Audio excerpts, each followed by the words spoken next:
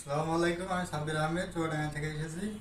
তো দেখেন একটা ফিটিং করছি, দুইটা দুইটা বালতি ট্যাপ, একটা কনসোল কাক, একটা বাথ শাওয়ারের লাইন এটা। তো দেখেন তিনটা নিপল ব্যবহার করছি, দুইটা এলবো, 1/2 ইঞ্চি এলবো, একটা কনসোল কাক আর একটা বাথ শাওয়ার। এখানে একটা এলবো আছে, দুইটা বালতি ট্যাপ আছে, দুইটা 1/2 ইঞ্চি টি আছে। আর এটা হলো নর্মাল পানির লাইন। একটা বাল্টি কল দুইটা কেন দিছো সেটা বলো। মাল্টিপ্যান দুইটা দিছি কারণ হলো একটা নর্মাল পানি আর একটা গরম পানি।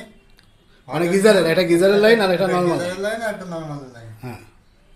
তো এটা হলো নর্মালের লাইন, আর এটা গিজারের লাইন। এটা দিয়ে চালু উঠবে। আর কনসোল কক কোথায় লাগাইছো? কনসোল কক কিসের জন্য দিছো? এদিক এইদিকে কাট করে ধরি বা শহরে পানি দেওয়ার জন্য। পানি আসার জন্য কন্ট্রোল করে।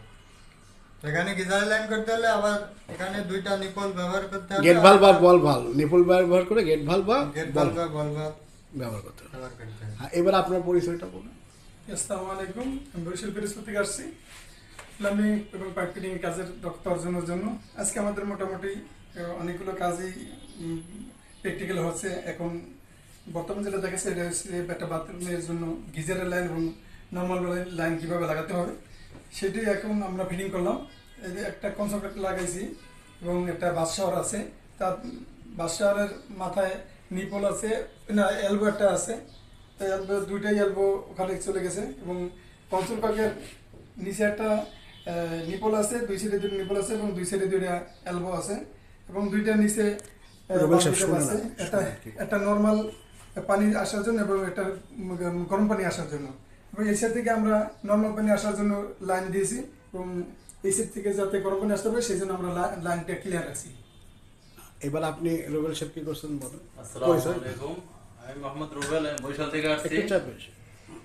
আজকে আমার ক্লাস ছিল একটা বিল্ডিং এর রিজার্ভ ট্যাঙ্কি থেকে, এবং রিজার্ভ ট্যাঙ্কি থেকে উপরে যে ট্যাঙ্কি আছে সেখান থেকে কিভাবে প্রত্যেকটা ইউনিটে পানি সরবরাহ করা যায়।